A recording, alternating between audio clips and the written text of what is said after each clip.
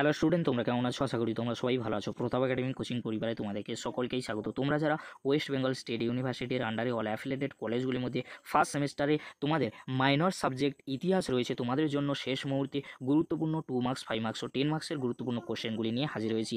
যে কোশ্চেনগুলি শেষ মুহূর্তে তোমরা যদি ভালো করে দেখে যাও, অবশ্যই তোমরা ইতিহাস মাইনর সাবজেক্টটি নিয়ে চিন্তামুক্ত থাকবে। চলো বেশি দেরি করবো না, প্রথমেই আমরা দেখে নেব 10 মার্কসের জন্য গুরুত্বপূর্ণ কোশ্চেনগুলি। প্রাচীন ভারতের ইতিহাস নির্ণয় শিলালেখ, লিপি ও মুদ্রার গুরুত্ব আলোচনা করো। কোশ্চেনটি অনেক সময় ঘুরিয়ে আসতে পারে। প্রাচীন ভারতের ইতিহাস রচনার উপাদান হিসাবে লেখমালা এবং মুদ্রার গুরুত্ব মূল্যায়ন করো। কোশ্চেনটি খুবই গুরুত্বপূর্ণ। প্রাচীন ভারতের ইতিহাসে পুরাণের গুরুত্ব আলোচনা করো। হরপ্পা সভ্যতা কতটা নগরাশ্রয়ী ছিল? অনেক সময় কোশ্চেনটি ঘুরিয়ে আসতে পারে। হরপ্পা সভ্যতাকে কতদূর পর্যন্ত একটি নগর কেন্দ্রিক সভ্যতা বলে অভিহিত করা যায়? এই কোশ্চেনটি অনেক সময় ঘুরিয়ে আসতে পারে। হরপ্পা সভ্যতার নগর পরিকল্পনা আলোচনা করো। কোশ্চেনটি 10 মার্কসের জন্য খুবই গুরুত্বপূর্ণ রয়েছে, তোমরা ভালো করে দেখে যাবে। নেক্সট, আর্যদের আদি বাসস্থান নির্ধারণ সংক্রান্ত সমস্যাটি পর্যালোচনা করো। কোশ্চেনটি খুবই গুরুত্বপূর্ণ। আদি বৈদিক যুগের সমাজ জীবন সম্পর্কে বর্ণনা করো। পরবর্তী বৈদিক যুগে তুমি কী ধরনের পরিবর্তন লক্ষ্য করো? খ্রিস্টপূর্ব 6ষ্ঠ শতকে মগধ কিভাবে উত্তর ভারতের রাজনীতিকে নিয়ন্ত্রণ করেছিল? কোশ্চেনটি অনেক সময় ঘুরিয়ে আসতে পারে। মগধের উত্থানের কারণ লেখো। এই যে কোশ্চেনটি আমি বললাম, কোশ্চেনটি খুবই গুরুত্বপূর্ণ, এক্সামে আসার সম্ভাবনা প্রবল রয়েছে। গৌতমীপুত্র সাতকর্ণের কৃতিত্ব আলোচনা করো। আলেকজান্ডারের ভারত আক্রমণের ফলাফল আলোচনা করো। প্রাচীন ভারতের প্রতিবাদী ধর্ম আন্দোলন গড়ে ওঠায় সামাজিক, অর্থনৈতিক এবং ধর্মীয় পটভূমি আলোচনা করো। কোশ্চেনটি অত্যন্ত গুরুত্বপূর্ণ রয়েছে। এবারে তোমরা দেখে নাও 5 মার্কসের জন্য গুরুত্বপূর্ণ কোশ্চেনগুলি, যে কোশ্চেনগুলি এক্সামে আসার সম্ভাবনা প্রবল রয়েছে। হরপ্পা অধিবাসীদের ধর্মীয় জীবন সম্পর্কে আলোচনা করো। অষ্টাঙ্গী মার্গ বলতে কী বোঝো? মৌর্য গুপ্তচর ব্যবস্থার সম্পর্কে একটি সংক্ষিপ্ত টিকা লেখো। কলিঙ্গ যুদ্ধের ঐতিহাসিক গুরুত্ব লেখো। সভা ও সমিতি সম্বন্ধে যা জানো লেখো। ষোড়শ মহাজন পদ বলতে কী বোঝো?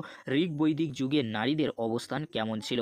বৈদিক যুগে বর্ণ ব্যবস্থার ওপর টিকা লেখো। হরপ্পা সভ্যতার বিস্তৃতি নির্ণয় করো। এবারে তোমরা দেখে নাও 2 মার্কসের জন্য গুরুত্বপূর্ণ কোশ্চেনগুলি। সঙ্গম সাহিত্য কোন ভাষায় রচিত হয়েছিল? এর গুরুত্ব কী? নানঘাট লিপি কে রচনা করেন? এই লিপির বিষয়বস্তু কী ছিল? সাতবাহনদের অন্ধভৃত্য বলা হয় কেন? ভারতে কুষাণ বংশের প্রতিষ্ঠাতা কে ছিলেন? সাতবাহন বংশের প্রথম রাজা কে ছিলেন? সাতবাহনরা কি অন্ধ নামেও পরিচিত ছিলেন? নাসিক প্রশস্তি কে রচনা করেছিলেন? কুষাণ বংশের শ্রেষ্ঠ রাজা কে ছিলেন? তার রাজধানী কোথায় ছিল? কুষাণ যুগের কোন কোন শিল্প নীতির বিকাশ ঘটেছিল? কে কত সালে শকাব্দ প্রচলন করেছিলেন? খ্রিস্টীয় প্রথম শতকে কোন প্রাকৃতিক ঘটনার আবিষ্কার ভারত ও রোমের সামুদ্রিক বাণিজ্যের উন্নতি ঘটিয়েছিল? অশোকের শিলালিপিগুলি কোন কোন লিপিতে খোদিত? শিলালিপিগুলি কোন ভাষায় লেখা? প্রাচীন ভারতে দুটি প্রজাতান্ত্রিক রাষ্ট্রের নাম লেখো। বলি ও ভাগ কি? মৌর্য বংশ কে এবং কবে উৎখাত করেছিলেন? শেষ মৌর্য শাসক কে ছিলেন? বাণভট্ট কে ছিলেন? তার রচিত পুস্তকের নাম কি? অশোকের শিলালিপির পাঠোদ্ধার কে করেছিলেন?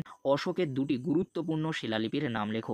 অশোকের আমলে কোথায় কবে বৌদ্ধ সঙ্গীতি অনুষ্ঠিত হয়? অর্থশাস্ত্র কে রচনা করেন? এর বিষয়বস্তু কী ছিল? বিন্দুসার কে ছিলেন? নেক্সট, অশোক কবে কলিঙ্গ আক্রমণ করেন? তিনি কোন ঘটনার পর তাঁর যুদ্ধনীতির ত্যাগ করেন? চতুর্জাম কাকে বলে? আলেকজান্ডার কত সালে ভারত আক্রমণ করেছিলেন? এর তাৎপর্য কী ছিল? কোথায় তার মৃত্যু হয়? ত্রিরত্ন কাকে বলা হয়? কতজন জৈন তীর্থঙ্কর ছিলেন? শেষ দুজন তীর্থঙ্করের নাম ছিল আজ আমাদের আলোচনা। যদি ভিডিওটি হেল্পফুল হয়ে থাকে অবশ্যই বন্ধুদের মাঝে বেশি বেশি করে শেয়ার করে দিও। আজকের এতটুকু, পরবর্তীতে তোমাদের জন্য খুব তাড়াতাড়ি পরবর্তী সাবজেক্টের ভিডিও নিয়ে হাজির হবো। ভিডিওটি দেখার জন্য তোমাদেরকে অসংখ্য ধন্যবাদ।